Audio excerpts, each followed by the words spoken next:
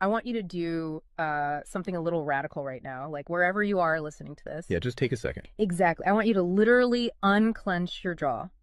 Just let it go. Drop your shoulders. Most of us don't even realize we're tensing up, Right. And look, I don't care if you just finished, a grueling 12-hour shift on the hospital ward, or if you just stepped off a loud, dusty job site. Or even if you're just mentally exhausted from staring at screens all day long. Leave it at the door. It's over. You are officially entering quiet mode. So just take a deep breath. That's the baseline we need for this. It really is. And now I want you to look at the phone sitting next to you, or maybe the smartwatch on your wrist. Every single time that screen lights up, every time it buzzes, it steals exactly 23 minutes of your life. Welcome to the deep dive. It really is a staggering number to confront when you put it like that. 23 minutes Yeah. from one buzz. Yeah, because we tend to measure interruptions in the seconds it takes to glance at a screen, right? Whoa! We completely ignore the massive cognitive debt we incur the moment we look away from our deep work. And that cognitive debt, that is exactly the central target of our mission today. Okay, let's unpack this. We are exploring The Sovereign Architect's Guide by Chillstar 08. Specifically, episode 6, which is titled Deep Work Dynamo, How to Finish Your Week in 4 Hours. Right. And if you remember in our last deep dive, we talked about installing the drawing those boundaries and reclaiming your personal space. But clearing the space is just step one. It actually reveals a much deeper, much more intimidating problem. Yeah, the void. What are we actually supposed to be building in that silence we just fought for? Because if we don't have a blueprint, the noise of the world is just going to rush right back in to fill it. Oh, for sure. We have this natural horror of a vacuum. The second our schedule opens up even slightly, our instinct is to pack it with activity. We just have to be doing something constantly. Exactly. We are culturally conditioned to equate motion with progress. Yeah. But Chillstar 08 introduces a really brilliant distinction here. She talks about the trap of idling. I love this concept so much. Think about a car engine, right? Mm-hmm. The engine is running, the pistons are firing, it's burning through all this expensive fuel, making a ton of noise and vibration. But the car is in park. Yes, it isn't going anywhere, and that is what most of our daily quote-unquote busyness looks like. We feel incredibly productive because we are in constant motion. Right. You check a text message while you're sitting at a stoplight. Or you answer a quick email while walking from your car to the front door. You stare at a spreadsheet on your laptop while, your family dinner is sitting right in front of you, literally getting cold. And that right there is the illusion of productivity. You end your day feeling physically and mentally depleted because you were constantly doing something. So you didn't actually do anything that matters. Exactly. If you step back and evaluate your legacy, the deep, meaningful work, the art, the business strategy, the relationships. Right, the relationships that actually move your life forward. None of it progressed. You spent 8 hours idling. You were everywhere, which means you were truly nowhere. Man, that hits hard. And this brings us back to that terrifying 23-minute statistic from the research she cites. I don't want to just gloss over this. No, we definitely shouldn't. Because understanding the mechanism behind it is crucial. Why does a 5-second distraction cost us almost half an hour? It basically comes down to how our prefrontal cortex manages working memory. Your brain is not a computer processor that can just run multiple applications in parallel. Right. We can't actually multitask. Exactly. When you are doing deep work, say writing a complex proposal, your brain loads this massive fragile web of context into your working memory. Like holding all the pieces of a puzzle in your hands at once. Yes. You're holding multiple variables, ideas, tones all at once. So when your phone buzzes and you glance at a text from your partner asking about groceries, your brain is forced to execute a context switch. So it has to dump all the proposal data just to load the grocery data. It literally flushes the working memory buffer, yeah. It has to process the new rules and the emotions associated with that text message. Wow. And then when you turn back to the proposal, you cannot just pick up where you left off. Your brain has to laboriously rebuild that entire web of context from scratch. Oh, I hate that feeling. Were you just staring at the screen like, what was I even saying? Right. It has to retrieve the thread of your argument. Remember the tone you were using, recall the variables. That rebuilding process takes an average of 23 minutes of cognitive effort, And it burns a ton of energy doing that, right? massive amounts of glucose. That explains so much. I mean, that is why people hit 5 p.m. and feel physically exhausted, almost sick to their stomachs. Even if they've just been sitting in a really nice ergonomic chair all day. Exactly. They haven't been doing deep work. They've been doing cognitive gymnastics, just constantly flushing and reloading their working memory. They are burning fuel just to stay in park. So, okay, let me bring in what I like to call the transformer concept here. Because our focus is like an electrical grid. If you have, 50 browser tabs open, you are leaking energy as raw, unusable heat rather than concentrated light. That's a great way to look at it. So if we are all acting like our focus is this cheap renewable resource, how do we stop being what Chillstar '08 calls a subject to the pings of the world? I mean, how do we actually become the architect of our attention? Well, what's fascinating here is how she frames the philosophical shift we need. She says utility does not equal value. Oh, say that again. Utility does not equal value. Right. In the modern workforce, we have been completely conditioned to believe that being constantly available makes us valuable. Like if you answer a Slack message in 3 seconds, you're the hero. Exactly. You are praised as a good worker. Or if you jump on a Zoom call with like 5 minutes notice, you're a team player. But that is just utility. I mean, being highly available makes you a commodity. You're like a human router just passing information back and forth. And routers are easily replaced. True sovereignty, true value comes from being impactful. You simply cannot make a deep, lasting impact if your attention is constantly fractured by the agendas of other people. Yeah, when you operate like that human router, you are spending your finite, precious Mondays executing someone else's script. You're a subject to the pings of the world. Okay, so we know the biology of why this destroys our focus, and we understand the philosophical trap of, trying to be too available, but how do we actually fix the mechanics of our workday? We have to build the deep work dynamo. Right. So think of your attention like water pressure. If you poke 50 tiny holes in a garden hose, open browser tabs, email notifications, group chats. The water just trickles at the end. Exactly. You cannot wash a car with a trickle. You're just making the driveway wet. That's true. So the Dynamo Audit she lays out, it's about putting a high pressure nozzle on that hose. It narrows the opening to create a stream powerful enough to actually blast through the dirt. And the first step in that audit is auditing the physical environment itself. She calls it analyzing your signal-to-noise ratio. Okay, so visualize your workspace right now. She asks you to determine if it is a sanctuary or a transit hub. Let's be honest. Most of us are operating in transit hubs. A transit hub is a place of constant arrival and departure. People walking by, announcements over the loudspeaker, just a blur of motion. Yeah, and you can't build a legacy in a train station. But we need to push past the basic phones are distracting advice, right? Because our listeners already know that. Oh, absolutely. Chillstar '08's rule is much more brutal than that. She says if the phone is even sitting on your desk, even face down, it is acting as a parasite on your cognitive grid. A parasite, just by being in the room. The research supports this entirely, by the way.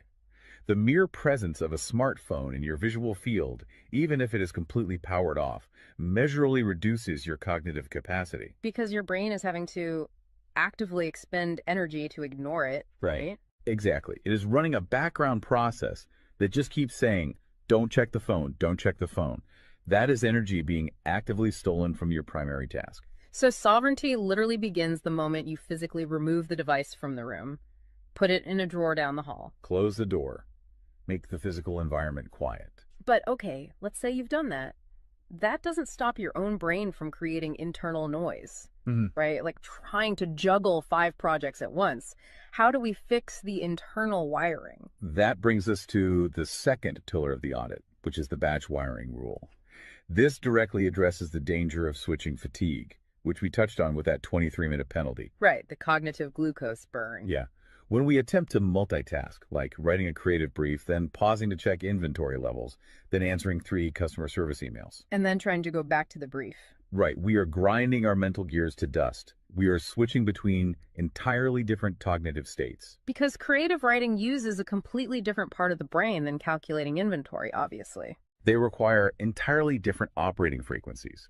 So the batch wiring rule dictates that you must group similar tasks together based on their cognitive load. Okay. And you do not switch the current until that specific type of work is completely done. You do all your deep analytical thinking in one high voltage And burst. then you save all your reactive administrative stuff for a separate lower voltage block later in the day. Precisely. It's all about staying in one gear. Like if you are driving up a really steep hill, you don't constantly shift between first gear and fifth gear. You lock into the gear that provides the right torque and you just ride it out. That's a perfect analogy. But okay, here's where it gets really interesting. This leads to the third pillar of the audit, and this is where I actually need to seriously push back on the source material a bit. She calls this the zero access window. Ah, yes. This is usually where the resistance starts for people. Because it sounds impossible for a normal person. She says you cannot just plan to be focused, right? You have to legally schedule it. You have to lock in one sovereign hour. Yeah, 1 hour where you are legally dead to the outside world. No boss, no family, no, hey, do you have a second for a quick question? Just you and the blueprint. It's extreme, yes. But let's do a reality check here. I mean, I see how that works for a solo digital entrepreneur or a freelance writer. But what about someone whose literal job description is to be available? Right, like an IT support specialist. Or a floor manager or a nurse on a ward or even, a parent at home with a toddler. How do they justify just vanishing? It feels like this advice only applies to a very specific, privileged type of worker. That is the most common and, frankly, the most valid hurdle to this entire system. But we really have to look at how the principle scales, and we have to look at the internal psychology of the worker. Okay, walk me through that. First, let's address the context of Chillstar '08's own life. She is not some solitary monk living on a mountain. She is a wife, a mother, and a grandmother. Oh, wow. Okay. Yeah, and she runs a luxury travel agency and a digital marketing business. Her entire professional and personal life is built around communication and client management. She probably receives hundreds of legitimate demands on her attention every single day. So she is really in the thick of it. She isn't just speaking from some ivory tower. Far from it. She implements the zero access window because of those demands, not in spite of them. Now, for the IT manager or the nurse, obviously, you cannot vanish while on active duty if your role is acute response. Right. You can't ignore a burning server or a patient monitor. Exactly. But the principle applies to the deep work surrounding the active duty, the scheduling, the charting, the strategic planning. Even in highly reactive jobs, there is legacy work that gets pushed to the margins. That makes sense. And the challenge isn't just logistical, it is deeply psychological. It's the internal guilt, isn't it? Yes, exactly. People feel like bad employees or bad parents or bad partners when they set a hard boundary. Yeah. We tie our entire self-worth to our responsiveness. We think, if I am not instantly available, I am failing them. Man, that is so true. We feel guilty for taking an hour to ourselves. But setting a zero access window is not about neglecting your family or your team. It is about condensing your high level work into massive, high impact bursts of energy so that you can actually be present later. Wow. Okay. Consider the alternative. If you don't carve out that absolute focus, you end up giving your family or your team partial fractured attention for 12 hours straight. Exactly. You are physically at the dinner table, but mentally you are drafting an email. Or you are sitting on the floor playing with your kid, but you're checking a Slack notification over their shoulder. You are trading constant low quality availability for scheduled high quality presence. It is entirely about communicating boundaries to protect the quality of the time you do give people. You tell your team, look, I am going offline for 60 minutes to finish this crucial report. If the servers literally catch fire, call this specific emergency number. Otherwise, I will address all questions at 11:00 a.m. Right. You aren't vanishing to hide. You are vanishing to get the work done efficiently so you can actually live your life. Which brings us to the ultimate why behind this entire system. Because once you fight through that guilt, once you build this 4-hour fortress, you have to know what it is all for. It's not just about becoming a hyper-efficient robot. No, because if you use these tools just to do more of your boss's busy work or to take on 3 more stressful projects, you have entirely missed the point. You are just speeding up the treadmill. If we connect this to the bigger picture, the destination we are driving toward is a concept she calls passive magnetism.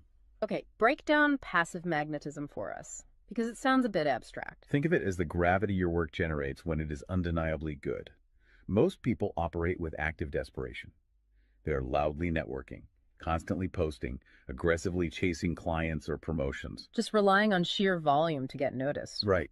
Passive magnetism is the exact opposite. It is the ability to attract results, clients, wealth, legacy, or respect through the undeniable quality of your deep work. Because you actually took the time to build something substantial rather than just talking about building it. Yes, when you engage the deep work dynamo, you produce work so concentrated and so valuable that it acts as a magnet.